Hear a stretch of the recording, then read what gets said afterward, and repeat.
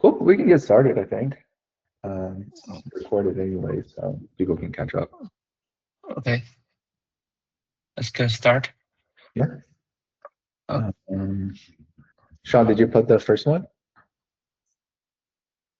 Yeah, I think I can give a quick introduction, like help everybody to catch up on what's the current status of making storage a trade. Basically, we want to support custom file I/O. Currently, Iceberg Rust use OpenDL as underlying storage layer. Sorry. And sorry, Sam, could you share your screen? Share your design doc. So yeah, let me do that. Actually, could one of you do that for me? Because I think my VPN is being unstable. Which one do you want to screen share? I can do it. It's in the chat box. Just the link is in the chat. The Google Doc, right? Making storage. Yeah. Okay. Let's see. Thank you. No problem. That good? Yeah, this is it. Basically the existing Iceberg Rust is using OpenDL as the default underlying storage layer. And we're thinking there are a lot of asks in the community, and I think it'll be cool as well to make this a tree so we can plug in other underlying storage layer as well. For example, the very popular object store. And I think the progress right now is good. I already posted the initial draft, received a bunch of valuable feedbacks.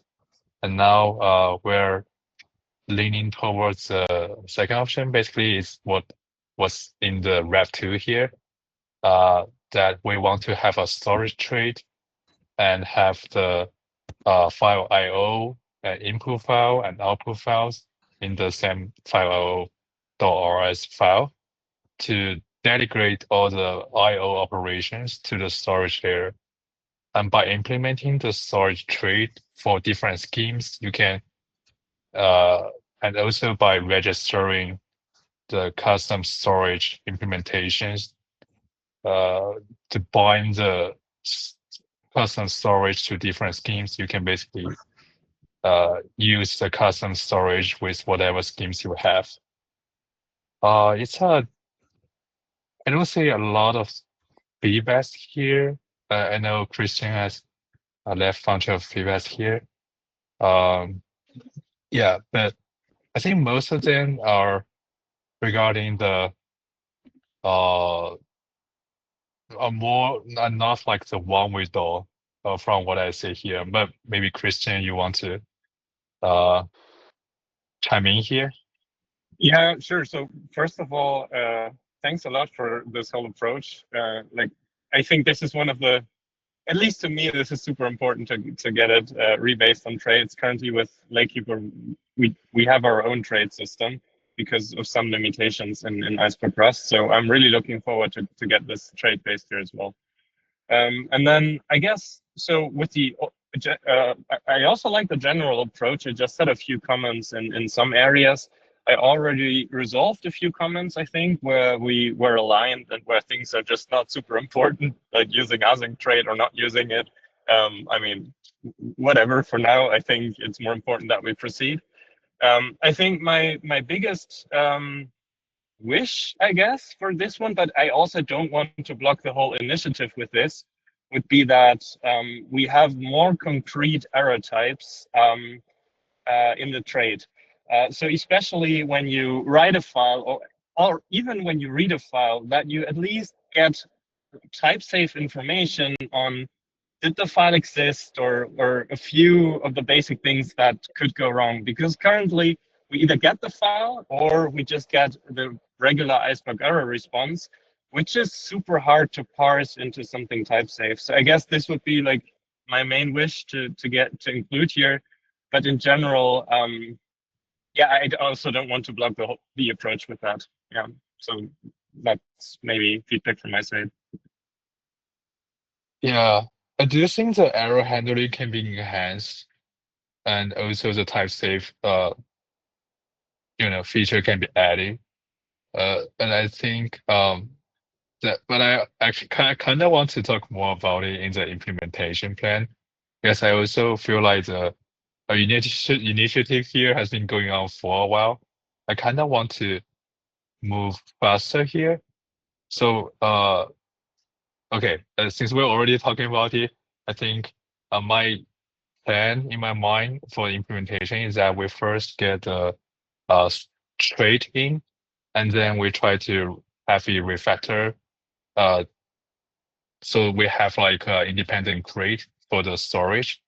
So we can have Iceberg uh, dash storage dash OpenDel and Iceberg dash storage dash object store, something like that. And by that stage, we'll have like a separate layer, a separate crate entirely for the storage layer. And then we can have like much more freedom from then to enhance the storage implementation. Or if you want to enhance the storage tree by adding, I know there are some asks on the storage tree that is saying that if we can have a better naming for delete preface. I think Foucault mentioned that. And then there are some ask about if we can have new interface method. I don't know how to call that in Rust, but basically you get what I mean. To delete a prefix recursively. Yeah, I think those are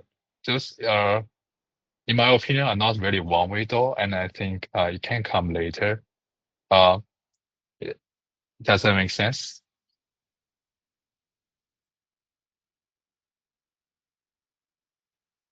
So I think getting the trade in first makes a ton of sense. Yeah, and then we can see how well the implementation goes. Yeah. Yeah, I think it was there. I'm planning to do this in many iterations. So yeah, my main point is that this can be iterative. It's not a one-way door.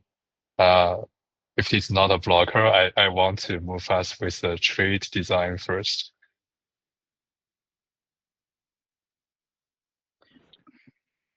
Yeah. So from my side, that's fine. That probably would have more opinions here. Sounds good.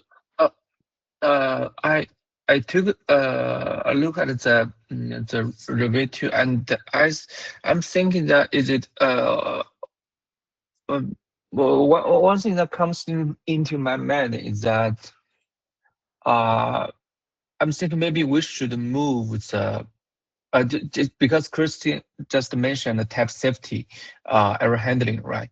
I'm thinking that maybe we should move the storage tree, create a standalone trait for file IO, the file IO data structure and the storage trait. And the core Iceberg crate should rely on the file IO trait, the storage crate. What do you think? So I mean, Uh, Randy, would that include? So if it's standalone, that means then with regard to the errors that we introduce a separate error type there, right? It means that we will have a standalone error type for the storage, but I can't come because for each storage is for each concrete storage implementation, say OpenDL S3, we may need let me think. We may need to figure out a way for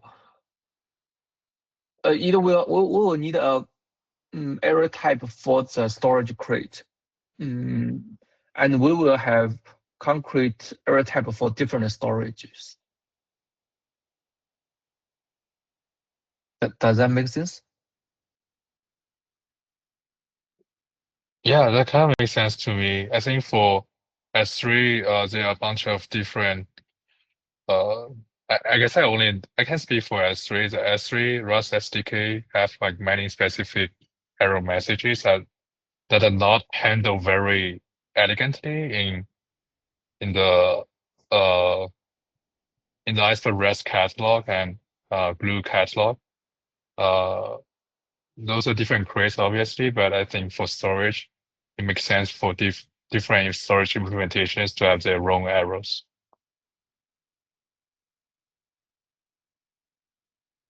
Mhm. But I didn't get the point you said for I think you mentioned something about file IO trade. No file trade. I think currently, I mean, no file trade is just the design in your doc, which they have a struct for file, which holds a pointer to a storage trait. I see. I mean, we move the file struct and the storage trait into a standalone crate. Yeah. And Yeah, I think that's exactly my plan for the implementation, which okay. will come later on. Okay.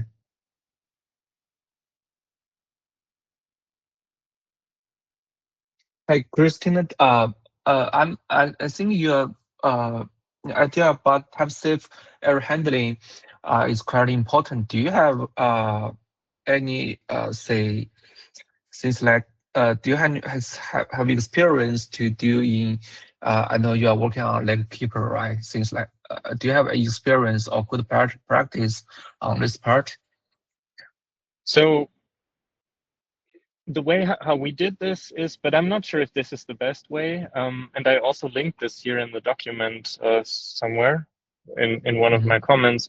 So the way that we do this is that we have a concrete error type enum basically. So and that for each method, right? So read and write and so on, they have these errors, and then we have this error type enum for read, for example.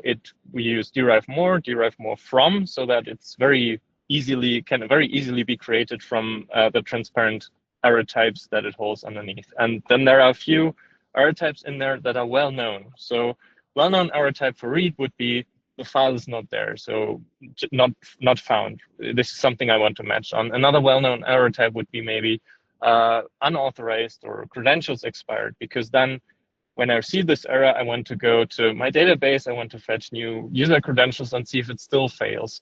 So there are a handful of errors that are well known, for which we have concrete types, and then there is a generic, something's wrong error, which basically just wraps whatever the backend error is. So this is how we do it. I guess, like, if we would make this, so I like this approach because I can map on those known error types and still have have more details basically. In like unknown error types, I can have all the information that the backend gives me. I guess an alternative would be to make this error type part of the trait, so an associated type. But then I think we should have at least a trait for the error as well that gives us some information on what went wrong. Because so with Lakekeeper, for example, we're using the AWS Rust SDK under the hood, and it throws like hundreds of errors. It's crazy, the amount of errors, but at least it's an enum, so I can match them.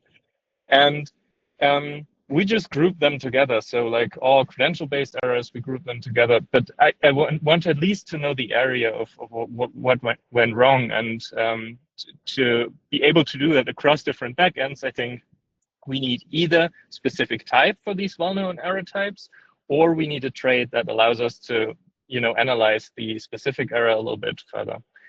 These are, I think, the two means that I have in my mind. But yeah. So you mentioned that error trait, but there is already error trait in STD lib. So what's the difference? What's extra requirements we need to add on the error trait in STD lib in your man? So the basic I'm using this error, right? So the std error is also implemented. We're using the enum for us. I'm just saying that when I get back an error, I want to be able to analyze what kind of error that was for some well-known types. And I think there are basically two ways how we can do this. One way is we make the error type an enum, and it has a few well-known fields and a generic catch-all, something's wrong with the object store error.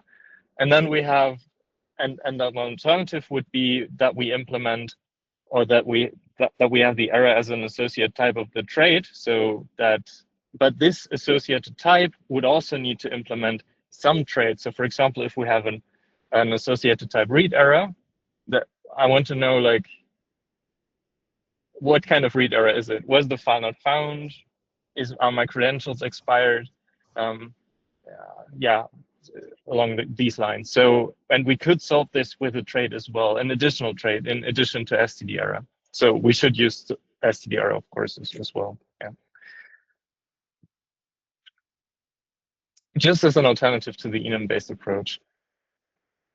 Yeah, I'm also not sure if we should be discussing about errors that much. I'm just saying that it would be really nice if we could analyze errors a little bit further. And this problem becomes, of course, even more critical or even more important now that we implement a trait, because before I could just match on OpenDAL errors, but now with different backends that this trait enables, this is not possible anymore. So it should be the task of the implementation of the, so as part of the implementation for a specific backend, we should have this logic that dissects the error that the backend gives us and translates it into some well-known error types that we understand as part of the Iceberg library, so that Iceberg clients can react on that. So maybe enum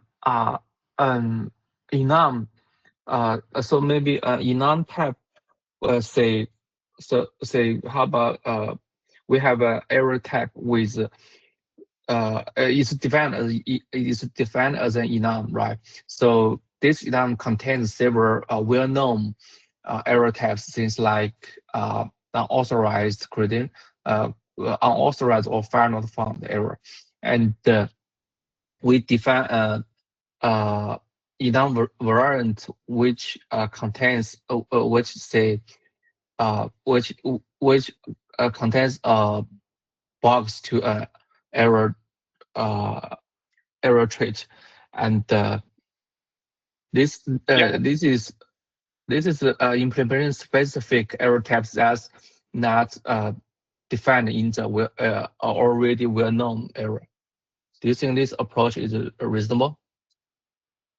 Yeah, exactly. Yeah, this is how we currently do this. So we have this outer error type, this enum, which with a derive attribute derive more from, and then we have specific well-known error types in there. And these well-known error types, I mean, they can be super lightweight. We can implement them with this error or something, so that it's very, very lightweight to create a new error for example, find not found. And then each error also has, especially if you use this error, each well-known error type and unknown error types, they all have a source attribute, and the source attribute is a box of the underlying backend error. Exactly, yeah. Oh, okay, that sounds a good solution. Yeah. Okay, I don't have other questions.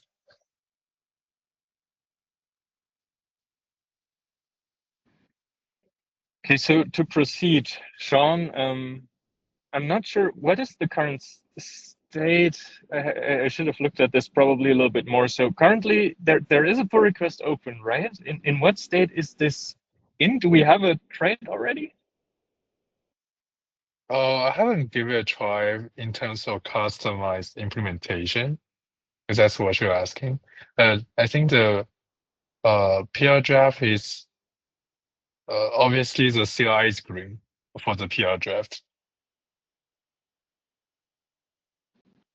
Okay, so basically we have something that is ready for review, probably minus what we just discussed regarding error types, if we decide that we want to do this, head in this direction. I'm not sure, Sean, what your opinion on this is. Actually, I haven't really understood exactly what you are saying. But I think Oh, I can refer to the Zookeeper error type design later on. Uh, but I still think it can be added later on, like as a separate enhancement. It doesn't really seems like a blocker to me.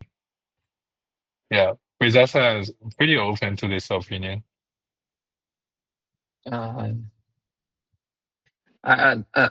okay. Let me.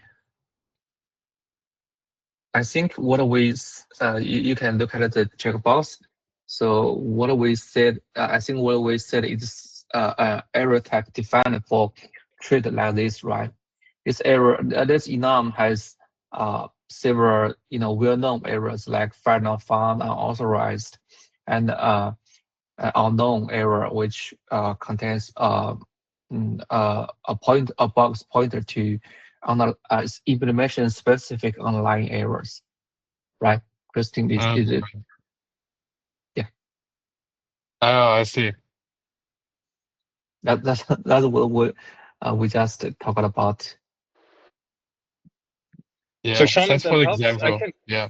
I can also create maybe a pull request into your current pull request for Yeah, let's where I do make that. like one method the way like I would do it, I guess, and then we can use that as a base to discuss. This week I'm super busy, but I'll be able to do it next week. Yeah, sounds good. I also look into the I try to understand this more. Yeah. But yeah, I'm pretty open about this. We can do this in the PR directly. Okay, so apart from the error types, are there any other things that we need to discuss or review now? Or is like what would be the next steps to get it merged? Let's say we fix the error types next week. We're all happy with with what we get there. I know it's a little bit unrealistic, but I don't know. Let's say we're done in 2 weeks. So what do we have to do to get this merged? Uh, Another thing is just what I mentioned. I hope that we we put the file IO. We have. I hope that we have several new crates. Say one is Iceberg storage, right? It contains file IO and the storage treat and the storage Oh, error. Yeah, and I Iceberg see. Iceberg and Iceberg storage. Say You're right. So we should separate it as well. yeah. Okay, yeah. Opdale S3, Yeah, which you're right. we Okay, have then different crates for. Yeah. then maybe let's do it that way. Maybe Sean, can you prepare this additional crate basically? So move the trait into Iceberg storage, and then ping me when that's there, and then I'll add a little bit of error stuff. And for now, just use a very dumb error in that trait. So that trait shouldn't depend on our core Iceberg core crate. So we don't want to use the error type from there as well, at least not in the first place. We might want to implement like conversion methods later hidden behind the feature flag or so. But I guess in the first step, let's just have a separate crate with a separate error type just for the file IO trait. Yeah, and then we can continue from there. And then I'll build my error handling in there. Yeah, that makes Wait, sense that's to okay. me.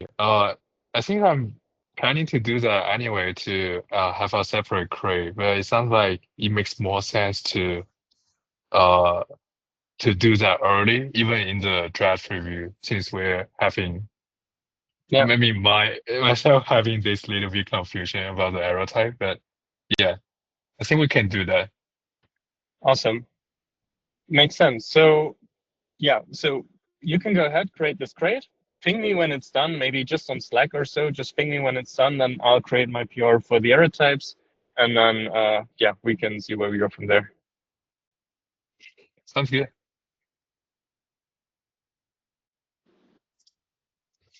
Okay. Okay. So, good, Renji. I just wanted to close this topic. Okay. So I will. Okay. And then let's. Hi, Kevin. We can move on to the next topic.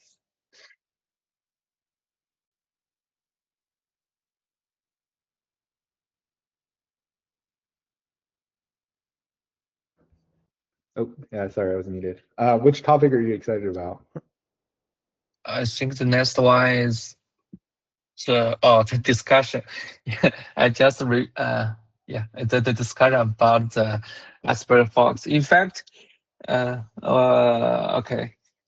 In fact, I have also seen some companies or vendors they build their own Fox, and I have added my comments in reply and comments in the issue. Yeah. So I think there's a consensus that currently we need what we the community need is a review effort, right? Yeah. I did a lot of reviews, and I hope more people can join, helping review the PRs so that we can move fast. Yeah. Also, Yeah, there are I several good points. Others pointed out things like or some of our data structures are similar to Java design. Yeah, and other points. I think that those are very good points, and thanks for everyone's comments. Yeah, I put this here because I think it warrants some discussion. Yeah, I think, opening up the floor if anyone else has any opinion on this. Christian, I know you're driving. I don't know. I don't know if you wanna if you have anything you want to add, but yeah, I think generally I would like everyone to be together and contribute together on this. I think it's just easier to combine effort. I know in some cases maybe if you want to run faster, maybe then it's easier to just maintain a fork. I think one of my worries is the right path and the generation of metadata and of Iceberg metadata that's been persisted in storage. I think if there's a bug and something goes wrong, that's something that is harder to fix because it's already persisted. I think in that sense, I'm erring more towards caution on that, which is why I brought up the fact that if we have a better test suite, it allows us to run a little faster without worrying about a lot of other things. And this goes into the same point of like using Java as a reference implementation. I think that's always been said, like, oh, we'll use Java as reference implementation, but a lot of the time we're not really referencing how it's done, but more of like the behavior of certain things. Again, if we have a more robust test suite, it'll be a lot easier to review, to implement, to do all of that. And yeah, I think a lot of the sub projects are facing this issue with not having enough reviewers. I think part of it is contribution. It's not only code contribution, it's also reviews. It's also a lot of other things. So just encouraging people to review. And I'm really happy to see a lot of like the data fusion folks come because they're very good at their craft and they're really good at Rust and this ecosystem. So would love to have more of those people get on board. Yeah. Just a quick, by testing, do you mean like stuff like inter like language ecosystem testing, like Iceberg works with like the Python and Java, like something like how Parquet testing is done, so that individual writers and readers in different languages all conform? Yeah, Because I something know like that. that. I think, the Java implementation is the most complete, right? That's why we call it the reference implementation. I work on the Python one a lot, and what we do, we have a test suite that uses Spark, generates a bunch of things, and then test against that, right? We test our read, like exactly like what you said. We test our readers and writers against it, and I think that's just like a good first step of um, like when we're re-implementing, right, in another language like Rust, to just say, here's the baseline, right? Here's what you expected if you implement reading and writing for, like, I don't know, deletion vectors or like this and that. That here's a test suite. I mean, obviously it doesn't catch all of the issues, but since we already done that for Python, right, we have kind of a good reference. Pulling it over here can help in certain cases.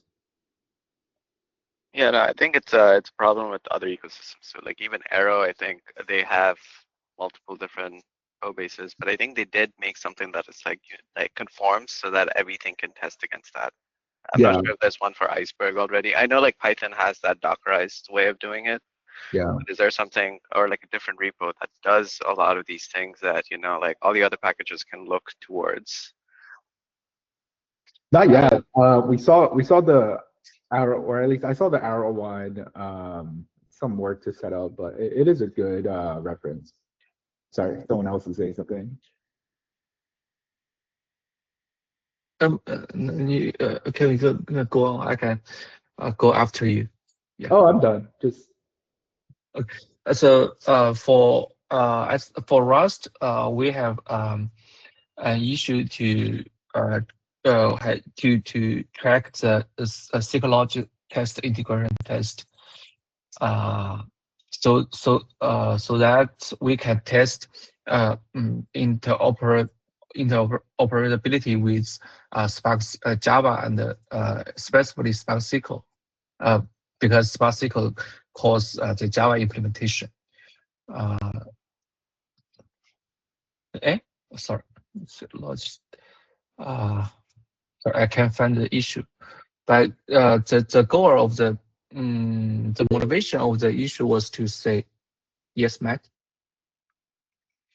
No, sorry, finish your thought. I was just going to go after. Okay, so the motivation of the issue was to say, since you are familiar with diffusion, you should know that there's a suite of psychological tests in data fusion. It's easy to maintain because users just because the contributors just need to write a SQL, write a pure SQL, right, to verify the results. And we want to introduce similar things to Iceberg Rust, because we have data fusion integration, and we should use psychological tests to verify that Iceberg Rust behavior integrated with data fusion is the same as Spark SQL with Java implementation. Yeah, that's the motivation. And let me try to find the issue. Okay, Matt, I'm done. Yeah, I was just going to add, like, the hard part about some of that, those SQL logic tests is like you're doing sort of end to end.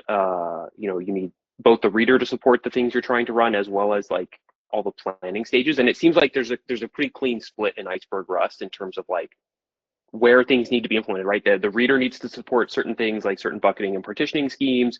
And then we also need to have all the planning work up front. I just wanted to highlight, like, if I can, I'm going to try to share a window real fast so I can steal it from folks. The crazy thing I'm doing right now, and what I'm submitting all these PRs for, is if you're not familiar with Comet, it's a data fusion subproject that basically takes Spark and it converts the query plans to data fusion plans and accelerates them.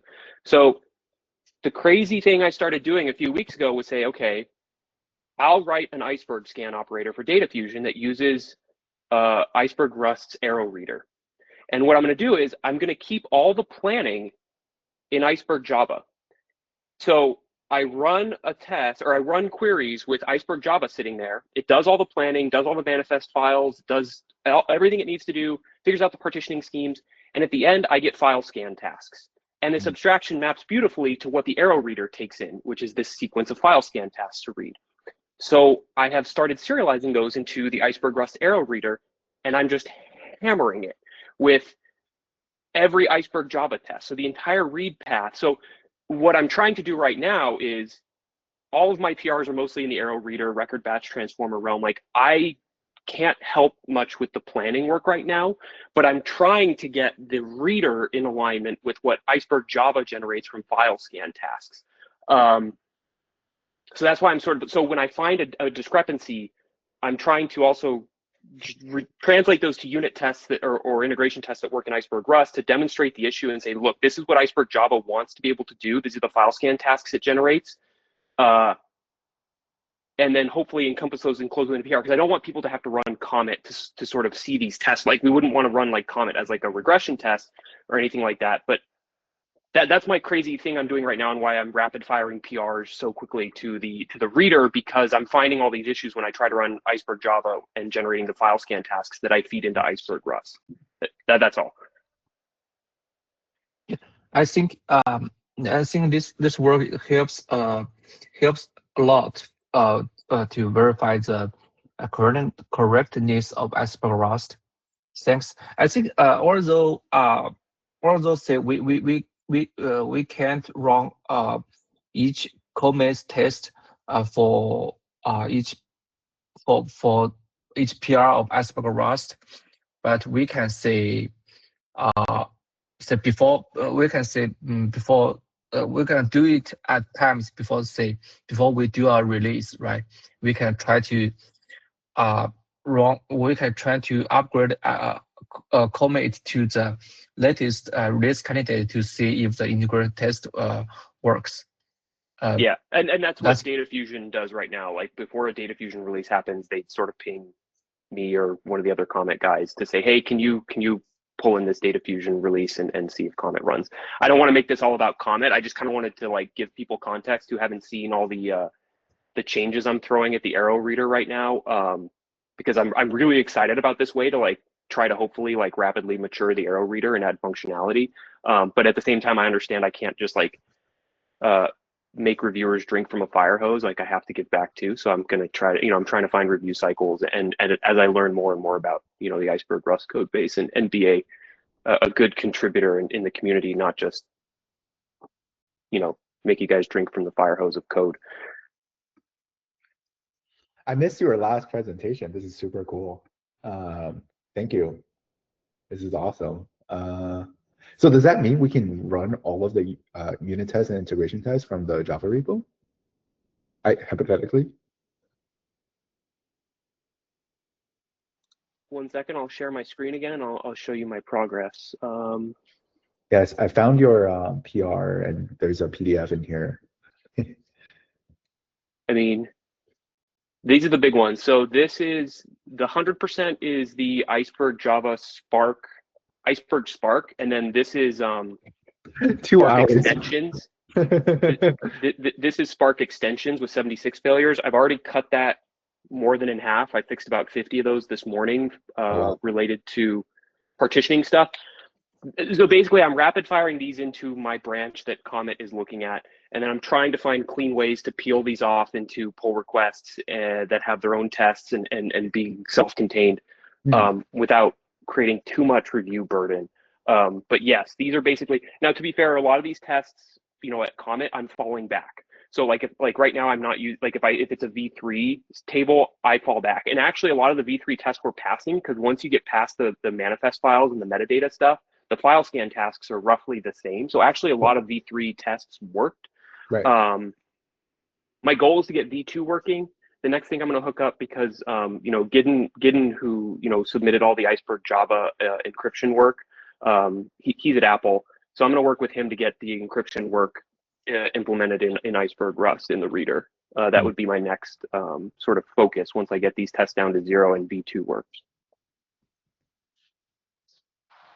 Matt, I think in my PR for the V3 metadata for Iceberg Rust, I fixed one or two things in the encryption types, how they are serialized, and so yeah, might be worth looking at that as well. I'm not really sure when we get V3 merged, but I get so V3 metadata. I mean, it's just V3 metadata, what I've been preparing, not the readers and everything. But yeah, I guess a few more eyes there also couldn't hurt. Xuan will give a review and Foco, but maybe a few more eyes on that PR would also be great, so that we can get this sorted out eventually. Yeah, sounds good. I'm just going to put a CC in that one real fast, just so it shows up in my GitHub notifications. This is great. Hi, Christian. I think, given you are already started to given your PR for V3 metadata, I think a better approach is we create an epic issue to track all the missing features about V3. And what do you think? Yeah, sure. So we can also create a bigger issue and then track all the things in there that I guess I'm doing on the metadata JSON, and then maybe Matt or so is doing on the lower levels. Yeah, sure. So it sounds good. Yeah, I think an epic would be great, because like even internally when we were trying to evaluate Iceberg Rust, what it supports and doesn't support, like there's that table of like V2 features and stuff like that.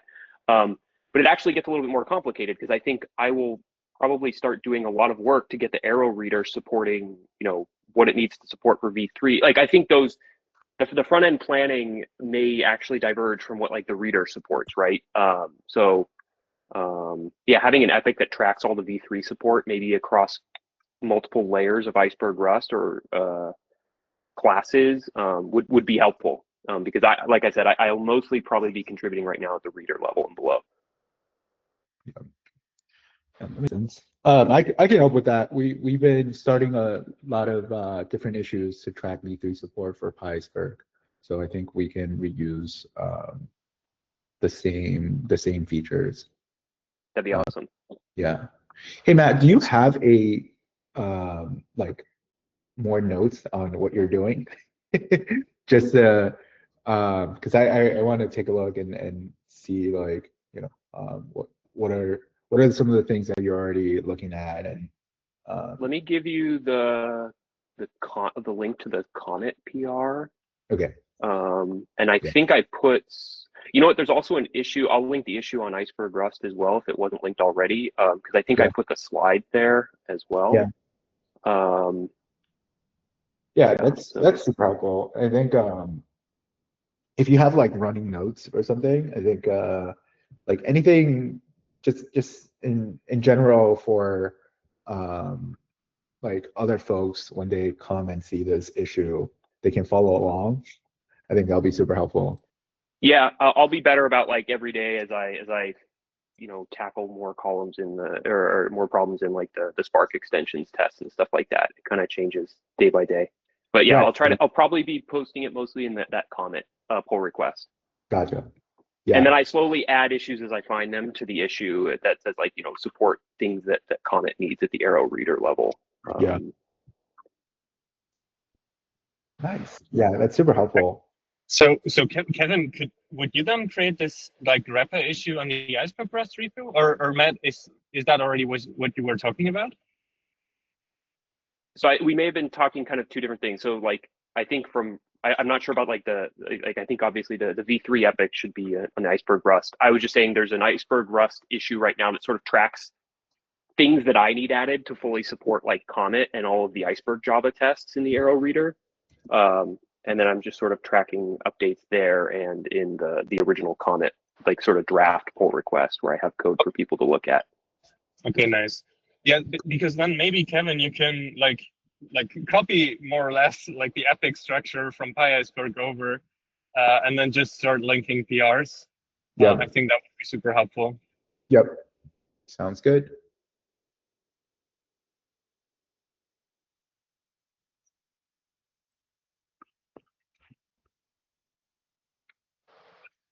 Okay, cool. So any other to-dos that come out of this. So we've also talked about like more testing. So for now, like, is anybody willing to like work on that to add more kind of integration tests, or are we just, do we want to go the commit way for now, basically?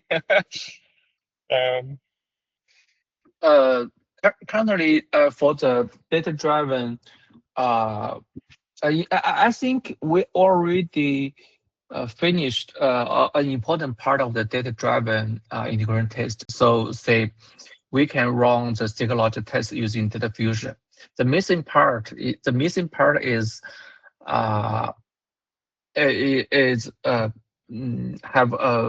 to run against using Spark Connect to run against the Spark SQL, but this requires us to, but this is blocked by the Spark Connect Rust release. It's not released yet.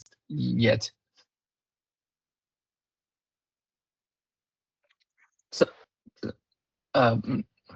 sorry, hi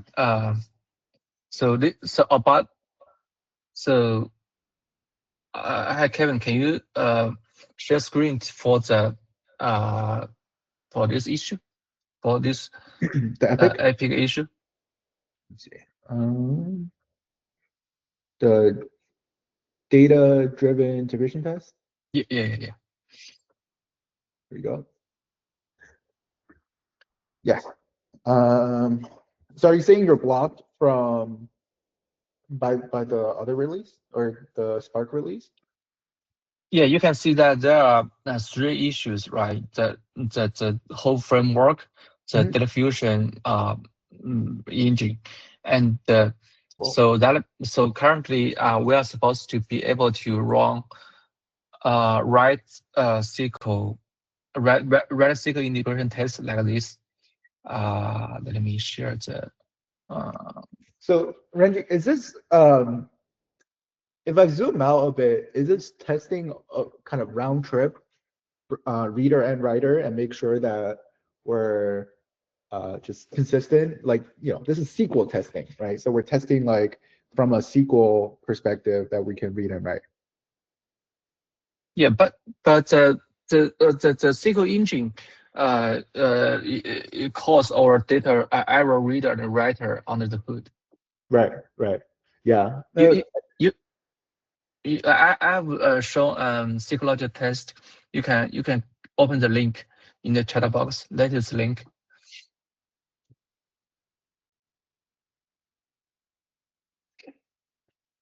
I see. Yeah. So I mean, DuckDB Okay. does something like this, right? Like where they have like SQL tests from SQL. Yeah. Yeah. These SQL are quite simple because they are mostly information schemas. Ideally, we should say we run say insert and select, and the output are and expect output in the SQL test files, and the missing part and a complete framework is that okay, we have SQL test files. These files should run against both data fusion and the Spark SQL through Spark Connect, right? This means that so we can use if that works, we can verify that okay, the data written by Iceberg Rust can be read by Iceberg Java, and the vice versa, right? Yeah. Ideally, but currently the integration with Spark SQL is blocked by the Spark Connect Rust release. I see. But I think this already somehow useful to write some basic tests to verify Iceberg Rust read-write reader-writer alone. Yeah. So I'm trying to figure out if this covers basically the same thing that I'm proposing as a test, which is what I was thinking is we run Spark and then we create a bunch of dummy tables on Spark. Not dummy tables. We create a bunch of tables on Spark. Each one represents like a different behavior. and then use the tables, the like whatever is in storage as the corpus for testing, right? So this tests more or less the metadata generation, right? Like I can say, here, I'll show an example. So for example, right, like this is like part of the Python test suite, right? Like this is like testing like null and nans, right? So the idea is like I generate one of these tables, and then I take whatever is on storage and I go to like Iceberg Rust and I say, okay, go read this table, right? And then I can say, go compare the metadata, maybe, right? I think that's what I'm thinking about. I don't know if it covers what you're talking about covers this already. Sorry.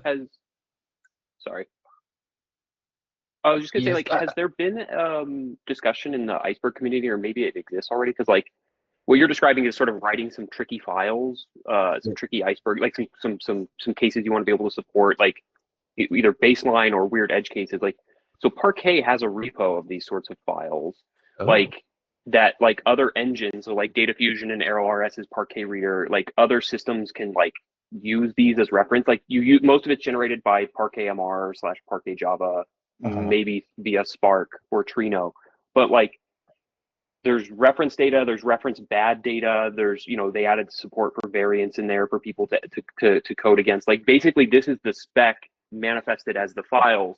Like is there anything like that for Iceberg for us to use as a reference, so we don't have to run Spark alongside to first generate the data? No, but that I think the idea is similar. But more on the metadata layer than the data layer, but same idea.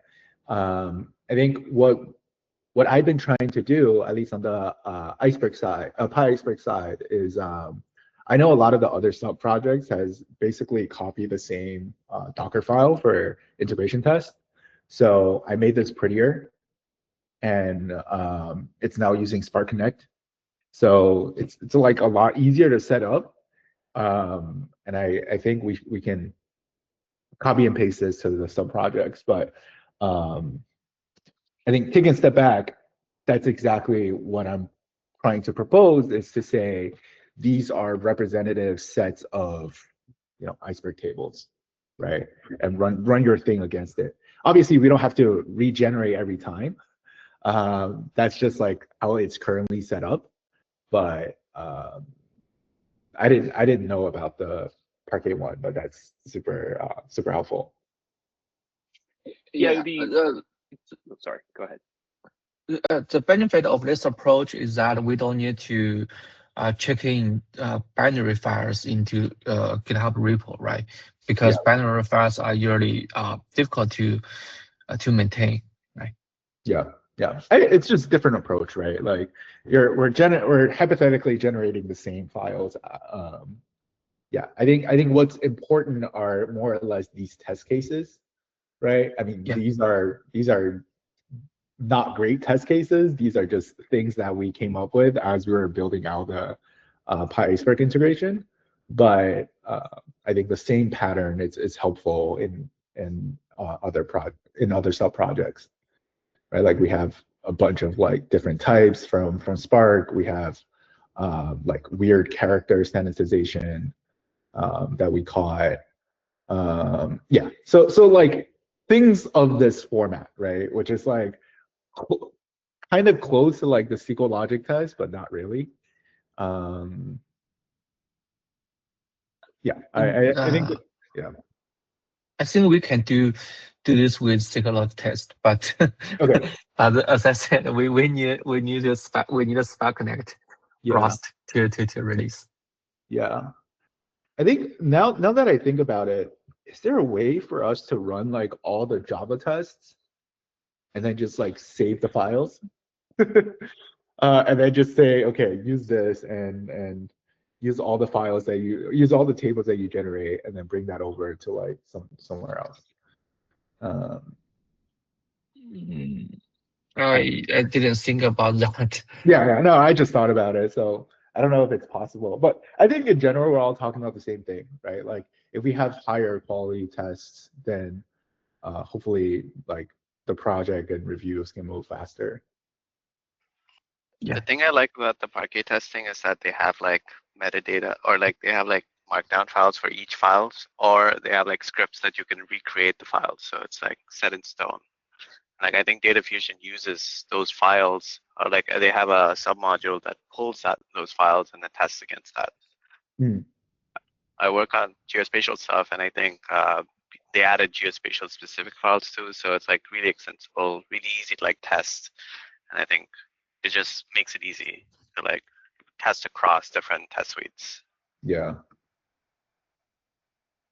I think it's something we can explore. I see Ryan Blue, Aihua, a bunch of the Iceberg people already on this. Andrew Lam, like a bunch of people already on this Parquet testing. So maybe we can bring it on, get their opinion, and see like if the Iceberg community finds it helpful. And yeah. The challenge is like, I think Iceberg, I think, is much more focused on like, and I'm not saying this is wrong. The spec is gospel, right? Like, whereas like if something goes wrong into this Parquet testing like repo, like, or if like there's some weird files in there that like have like kind of the Spark specific quirks in them of just like, oh, the dates are int 96s, or the timestamps, like they're like deprecated formats and stuff. Like, to Renji's point, I think like you have to keep this up to date, and you better make sure it's a good representative like data set for the spec that you're trying to replace. So like, yeah, what engine are you going to generate it with and stuff, right? Like, yeah. Anyway. I mean, I totally get that. I think like we're interpreting the spec and looking at the Iceberg Java repo and the Spark implementation, right? So we're kind of implicitly doing that anyways. I do like the fact that like we're writing it down, right? Like spec is the spec is interpretation, but then like the reason why we say Iceberg Java is the reference implementation is like whenever we see, something that's ambiguous, we actually go to Java and say, okay, here's what Java is doing, which I would rather have it in code, right? Than in, or not in Java code, but like in a form of like a consumer kind of code, and like the behavior already set. And if anything, we can submit a PR and say, okay, here's the thing, and there's an audit trail, right? So yeah, I think it's something that it warrants some discussion, and see if the community agrees. But it's not the only form of testing, right? Like we just talked about a couple of different ones. Yeah, but this is super cool.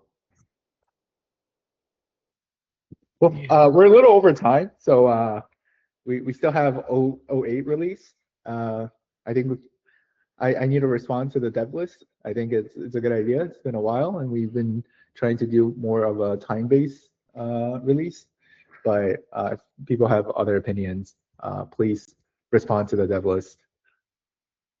Yeah. Okay. Let's respond. I'm fine with as we have discussed before. We have a monthly schedule release, so I'm fine with this. Anyway, let's respond to the dev list.